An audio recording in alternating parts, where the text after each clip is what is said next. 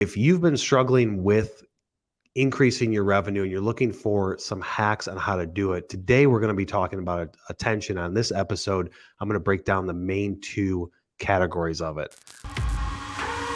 Boxes, I cannot fit in the boxes. Stop it, quitting was never an option. Exhausted, this passion is never exhausted. And you cannot stop it, nah, you cannot stop it. Quitting was never an option.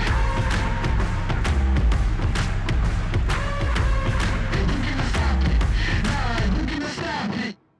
So let's jump right into it. Let's talk about attention. What do you think of when I say the word attention, right? People getting attention, and why is it important to increase revenue? So we're going to break it down into two sections. First, we're going to talk about the why, then we're going to talk about the how to get it. So why is attention important? Think about everything that you own, anything that you've ever bought, any service you've ever signed up for. You did not sign up for it without that company getting your attention somehow, whether it was doing advertising, whether it was doing snail mail, anything like that. Like, they did something to get your attention. They pitched their value proposition and convinced you that they had the solution for whatever problem it is that you have. But without getting attention, you would have never known about it. I mean, think about every single product, the coolest things out there. You can have the best product for our industrial and manufacturing group that we're talking to right now. You guys can have the best service. You can have the best product. You can have the best technology. You can have all of that. And if nobody knows about it, then you're not going to get any revenue. You have to get attention. Money follows attention. It's just a law of nature. Like, the person that is the loudest, the person that is getting the most eyes on it will get attention. Sometimes it's bad attention, right? Look at it from a politics standpoint, look at it from social media, look at it from every day-to-day life. People that are the loudest are going to get attention. Sometimes it's for the bad. But how can you break it down on, once you understand that and you grasp it, like, if I get enough attention, I'm going to get enough people that are paying attention to me. Now, what you do with that attention is up to your service, your sales, your skills, the solution that you have. And that's going to dictate whether or not you take it from just getting attention into turning into a customer and increasing revenue. But the first step is you have to get attention. There's so many times that we talk to companies at MFG Tribe, and they're like, we're the best, man. Like, this new technology we have, it's way better. It's faster. It's more efficient. It's solving problems at a massive scale, but nobody knows about us because they're getting no attention, because they're not doing anything to get attention. Or if they are doing something, it's not the right tactic or the right area of where they should be focusing their time to get that attention. So let's jump right into, how do you get it? If you agree that you need attention in order to increase revenue, good or bad attention, the way it's working these days, and industrial and manufacturing people are still fighting it every day. Like, I don't want to do that. Like, I'm still doing the same way that I've been doing it. The best way to do it right now, as we're shooting this, and probably for at least the next 12 months, is you have to create content. You have to do it consistently.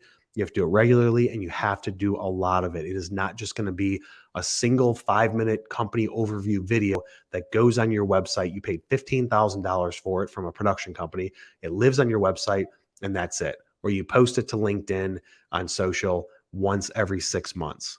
It has to be dozens of videos. It's not just a single article that your team wrote, or that you have an agency that does that, that's doing your content marketing.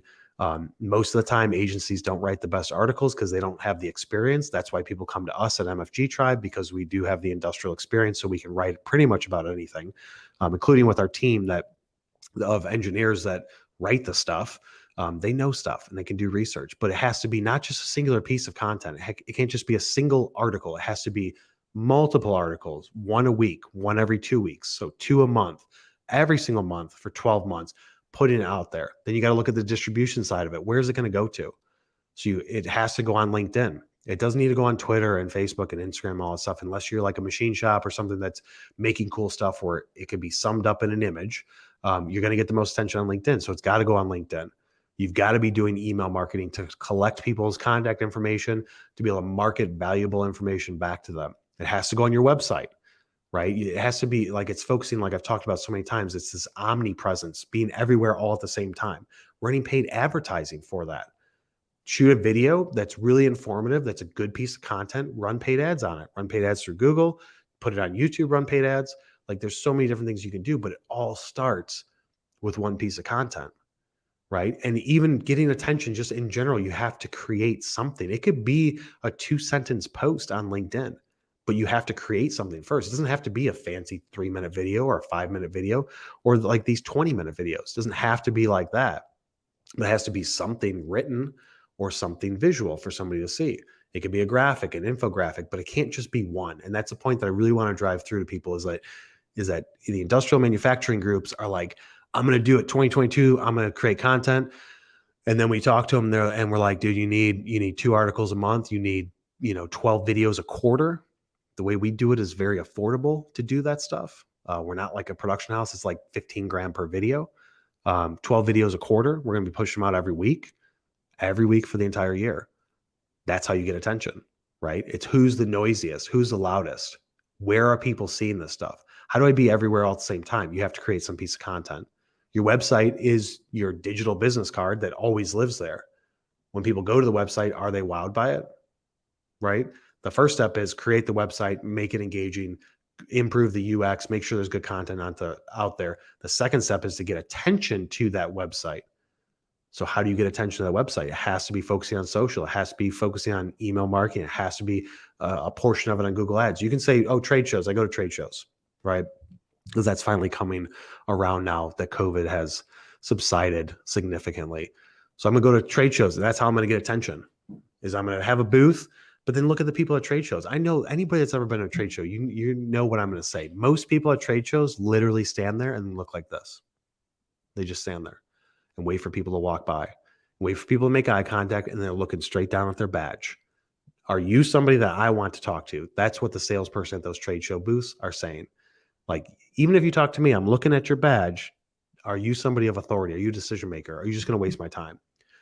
Look at the guys that make trade shows work. There's tons of, like, if you have to do a trade show, we have clients that do trade shows.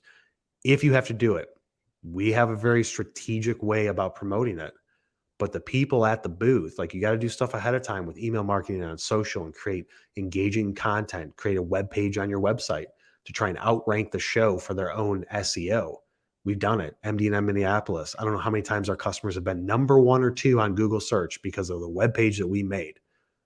And we outranked the show themselves for SEO. It got a ton of attention to those companies. Now, was it general attention? Yeah. In that situation, it was. But people knew the brand after they went to that show. But if the people at the trade shows aren't getting out of the booth to get attention, you're only relying on waiting for people to come that see something behind you, that think that whatever they see is good enough for them to step into that booth and ask you a question. Or maybe they have a need. Oh, I realize I do have a need for that. What is it that you guys do here? But if you don't go out in that aisle and get attention, then you're just sitting there waiting, which is what a lot of industrial manufacturing companies do. And if you work for a company that does that, that's fine. You may not be able to change it. They may be so big that you're like, dude, I can't change it. Like, we're $80 million a year company. I'm not going to convince them of anything different. Then you be the change. You lead by example. When you go to that trade show, don't sit down once. Don't look at your phone. Stand in the aisle. Draw attention into your booth. It may be like they're going to get people that aren't a fit. You need to draw them into the booth. You need to engage with them and talk to them. And even if you look at it, it's practice, right? This person is an inventor. I know they're not going to buy from me. I know they're not a good fit for me, but I'm practicing my speech. I'm practicing my pitch. I'm having engaging conversations. And guess what? How many go think about the trade shows, like the bigger ones with like some of the big names at it, robotics companies that are like playing basketball, changing NASCAR tires at them. Like that's happened at NPE before with like the robotics company like Whitman. What ends up happening? There's a commotion. There's people around this thing. Other people are like, holy crap, there's attention over there. I want to go see what's going on. There's a car crash. You drive past it. You stop and look. You're putting your attention on it, right? That's what it's like. So even if you get people in your booth that aren't a good fit, guess what? People are going to be like, what are they doing over there? I want to go see what's going on over there. They're getting attention and I want to see what it's about. Everything comes down to attention. You can use advertising to get attention. I mean, you could pretty much shape this entire conversation I'm having with you right now and say, this is why you need to do advertising to get attention. But you can do it the wrong way. But what you can't do the wrong way is create content. It could be so basic and simple, even if it's not the best piece of content, it's something. If you do enough of it, you get better. And if you do enough of it, you get loud enough, and you will get fans to come in and be like, hey, I saw your videos about explaining the durometer difference in this poured urethane. I didn't even know that stuff. I saw all these videos about how to calculate, deflection, whatever it is. Like I read these articles. You've got this calculator on your website. You push it out there. I saw it. I was able to calculate whatever it is that they do, getting attention. It all comes down to attention. If you don't get attention, then you have no revenue. You can sit and wait, and you can wait for people to come to you, or you can go on the offense and pull that attention into your theoretical trade show booth. And that's what you have to do every single day. This is not a once a week thing, once a month thing.